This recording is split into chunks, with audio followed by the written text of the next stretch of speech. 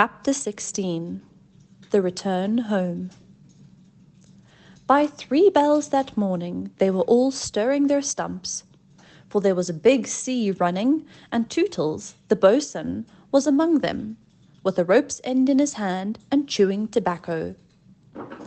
They all donned pirate clothes cut off at the knee, shaved smartly, and tumbled up with a true nautical roll and hitching their trousers.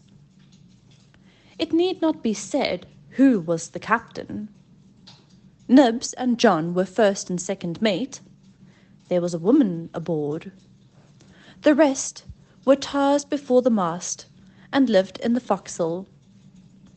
Peter had already lashed himself to the wheel, but he piped all hands and delivered a short address to them. Said he hoped they would do their duty like gallant hearties, but that he knew they were the scum of Rio and the Gold Coast, and if they snapped at him he would tear them. The bluff, strident words struck the note sailors understood, and they cheered him lustily. Then a few sharp orders were given, and they turned the ship round and nosed her for the mainland. Captain Pan calculated, after consulting the ship's chart, that if this weather lasted, they should strike the Azores about the 21st of June, after which it would save time to fly. Some of them wanted it to be an honest ship, and others were in favor of keeping it a pirate. But the captain treated them as dogs, and they dared not express their wishes to him, even in a round robin. Instant obedience was the only safe thing. Slightly got a dozen for looking perplexed when told to take soundings. The general feeling was that Peter was honest just now to lull Wendy's suspicions, but that there might be a change when the new suit was ready, which, against her will, she was making for him out of some of Hook's wickedest garments. It was afterwards whispered among them that on the first night he wore this suit, he sat long in the cabin with Hook's cigar-holder in his mouth and one hand clenched, all but for the forefinger, which he bent and held threateningly aloft like a hook. Instead of watching the ship, however, we must now return to that desolate home from which 3 of our characters had taken heartless flight so long ago. It seems a shame to have neglected number 14 all this time, and yet we may be sure that Mrs. Darling does not blame us. If we had returned sooner to look with sorrowful sympathy at her, she would probably have cried, "Don't be silly! What do I matter? Do go back and keep an eye on the children." So long as mothers are like this, their children will take advantage of them, and they may lay to that. Even now we venture into that familiar nursery only because its lawful occupants are on their way home. We are merely hurrying on in advance of them to see that their beds are properly aired and that Mr. and Mrs. Darling do not go out for the evening. We are no more than servants. Why on earth should their beds be properly aired, seeing that they left them in such a thankless hurry? Would it not serve them jolly well right if they came back and found that their parents were spending the weekend in the country? It would be the moral lesson they have been in need of ever since we met them. But if we contrived things in this way, Mrs. Darling would never forgive us. One thing I should like to do immensely, and that is to tell her, in the way authors have, that the children are coming back, and indeed they will be here on Thursday week. This would spoil so completely the surprise to which Wendy and John and Michael are looking forward. They have been planning it out on the ship. Mother's rapture, father's shout of joy. Nanas leap through the air to embrace them first, when what they ought to be prepared for is a good hiding. How delicious to spoil it all by breaking the news in advance, so that when they enter grandly, Mrs. Darling may not even offer Wendy her mouth, and Mr. Darling may exclaim pettishly, "Dash it all, here are those boys again." However, we should get no thanks even for this. We are beginning to know Mrs. Darling by this time, and may be sure that she would upbraid us for depriving the children of their little pleasure. "But, my dear madam, it is 10 days till Thursday week, so that by telling you what's what, we can save you 10 days of unhappiness." "Yes, but at what a cost! By depriving the children of 10 minutes of delight." "Oh, if you look at it that way." "What other way is there to look at it?" You see, the woman had no proper spirit. I had meant to say extraordinarily nice things about her, but I despise her, and not one of them will I say now. She does not really need to be told to have things ready, for they are ready. All the beds are aired, and she never leaves the house, and observe, the window is open. For all the use we are to her, we might well go back to the ship. However, as we are here, we may as well stay and look on. That is all we are, lookers on. Nobody really wants us. So let us watch and say jaggy things, in the hope that some of them will hurt.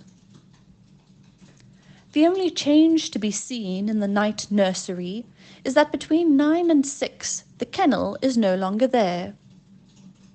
When the children flew away, Mr. Darling felt in his bones that all the blame was his for having chained Nana up, and that from first to last she had been wiser than he. Of course, as we have seen, he was quite a simple man. Indeed, he might have passed for a boy again if he had been able to take his baldness off. But he had also a noble sense of justice, and a lion's courage to do what seemed right to him. And having thought the matter out with anxious care after the flight of the children, he went down on all fours and crawled into the kennel. To all Mrs. Darling's dear invitations to him to come out, he replied, sadly but firmly, "No, my own one, this is the place for me." In the bitterness of his remorse, he swore that he would never leave the kennel until his children came back. Of course, this was a pity, but whatever Mr. Darling did, he had to do in excess, otherwise he soon gave up doing it. And there never was a more humble man than the once proud George Darling, as he sat in the kennel of an evening talking with his wife of their children and all their pretty ways. Very touching was his deference to Nana. He would not let her come into the kennel, but on all other matters he followed her wishes implicitly. Every morning the kennel was carried with Mr. Darling in it to a cab, which conveyed him to his office, and he returned home in the same way at 6. Something of the strength of character of the man will be seen if we remember how sensitive he was to the opinion of neighbours. This man, whose every movement now attracted surprised attention. Inwardly, he must have suffered torture, but he preserved a calm exterior, even when the young criticized his little home, and he always lifted his hat courteously to any lady who looked inside. It may have been quixotic, but it was magnificent. Soon the inward meaning of it leaked out, and the great heart of the public was touched. Crowds followed the cab, cheering it lustily. Charming girls scaled it to get his autograph. Interviews appeared in the better class of papers, and society invited him to dinner and added, "Do come in the kennel," On that eventful Thursday week, Mrs. Darling was in the night nursery awaiting George's return home, a very sad-eyed woman. Now that we look at her closely and remember the gaiety of her in the old days, all gone now just because she has lost her babes, I find I won't be able to say nasty things about her after all. If she was too fond of her rubbishy children, she couldn't help it. Look at her in her chair, where she has fallen asleep. The corner of her mouth, where one looks first, is almost withered up. Her hand moves restlessly on her breast, as if she had a pain there. Some like Peter best, and some like Wendy best, but I like her best. Suppose, to make her happy, we whisper to her in her sleep that the brats are coming back. They are really within 2 miles of the window now, and flying strong. But all we need whisper is that they are on the way. Let's. It is a pity we did it, for she has started up, calling their names, and there is no one in the room but Nana. Oh, Nana, I dreamt my dear ones had come back. Nana had filmy eyes, but all she could do was put her paw gently on her mistress's lap, and they were sitting together thus when the kennel was brought back. As Mr. Darling puts his head out to kiss his wife, we see that his face is more worn than of yore, but has a softer expression. He gave his hat to Liza, who took it scornfully, for she had no imagination, and was quite incapable of understanding the motives of such a man. Outside, the crowd who had accompanied the cab home were still cheering, and he was naturally not unmoved. "Listen to them," he said. "It is very gratifying." "Lots of little boys," sneered Liza. "There were several adults today," he assured her with a faint flush, but when she tossed her head, he had not a word of reproof for her. Social success had not spoiled him. It had made him sweeter. For some time he sat with his head out of the kennel, talking with Mrs. Darling of this success, and pressing her hand reassuringly when she said she hoped his head would not be turned by it. "But if I had been a weak man," he said, "good heavens, if I had been a weak man." "And George," she said timidly, "you are as full of remorse as ever, aren't you?" "Full of remorse as ever, dearest. See my punishment, living in a kennel." "But it is punishment, isn't it, George? You are sure you're not enjoying it?" "My love!" You may be sure she begged his pardon, and then, feeling drowsy, he curled round in the kennel. "Won't you play me to sleep," he asked, "on the nursery piano?" And as she was crossing to the day nursery, he added thoughtlessly, "And shut that window. I feel a draught." "Oh, George, never ask me to do that. The window must always be left open for them. Always, always." Now it was his turn to beg her pardon, and she went into the day nursery and played, and soon he was asleep. And while he slept, Wendy and John and Michael flew into the room. Oh no, we have written it so, because that was the charming arrangement planned by them before we left the ship. But something must have happened since then, for it is not they who have flown in, it is Peter and Tinker Bell.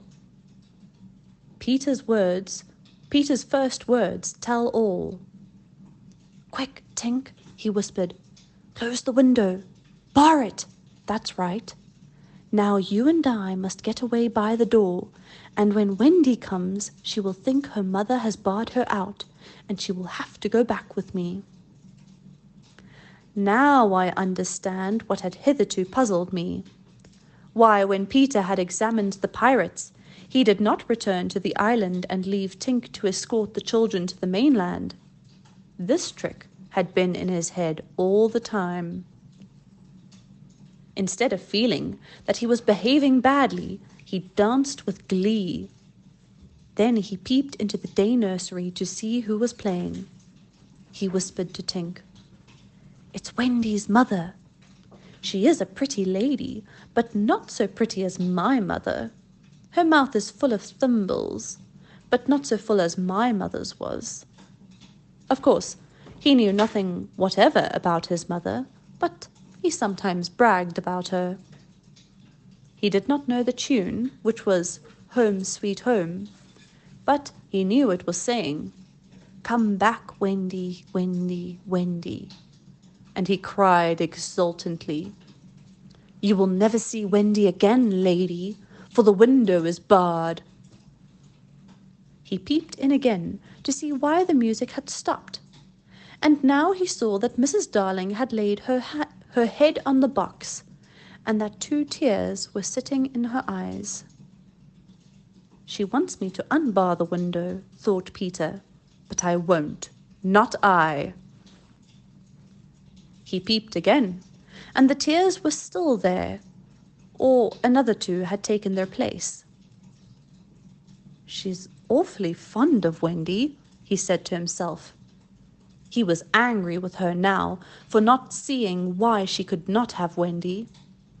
The reason was so simple. "I'm fond of her too.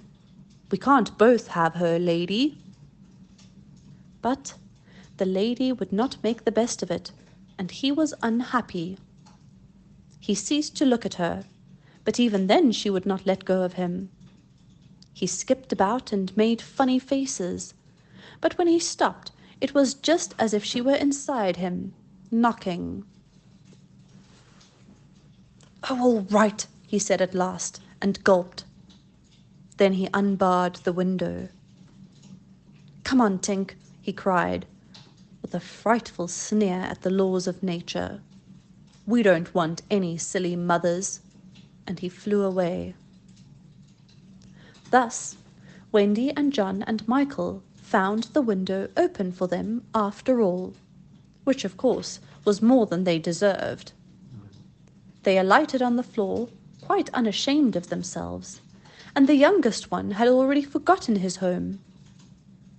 "John," he said, looking around him doubtfully, "I think I've been here before." "Of course you have, you silly. There is your old bed." "So it is," Michael said, but not with much conviction. "I say," cried John, "the kennel!" And he dashed across to look into it. "Perhaps Nana is inside it," Wendy said. But John whistled. "Hallo," he said, "there's a man inside it." "It's father!" exclaimed Wendy. "Let me see father," Michael begged eagerly, and he took a good look. "He's not so big as the pirate I killed," he said, with such frank disappointment that I am glad Mr. Darling was asleep. It would have been sad if those had been the first words he heard his little Michael say. Wendy and John had been taken aback somewhat at finding their father in the kennel. "Surely," said John, like one who had lost faith in his memory, "he used not to sleep in the kennel?" "John," Wendy said falteringly, "perhaps we don't remember the old life as well as we thought we did." A chill fell upon them, and served them right. "It is very careless of mother," said that young scoundrel John, "not to be here when we come back." It was then that Mrs. Darling began playing again. "It's mother!" cried Wendy, peeping. "So it is," said John. "Then are you not really our mother, Wendy?" asked Michael, who was surely sleepy. "Oh dear!" exclaimed Wendy, with her first real twinge of remorse. It was quite time we came back. Let us creep in, John suggested, and put our hands over her eyes. But Wendy, who saw that they must break the joyous news more gently, had a better plan. Let us all slip into our beds and be there when she comes in, just as if we had never been away. And so, when Mrs. Darling went back to the night nursery to see if her husband was asleep, all the beds were occupied. The children waited for her cry of joy, but it did not come. She saw them, but she did not believe they were there. You see, she saw them in their beds so often in her dreams that she thought this was just the dream hanging around her still. She sat down in the chair by the fire, where in the old days she had nursed them.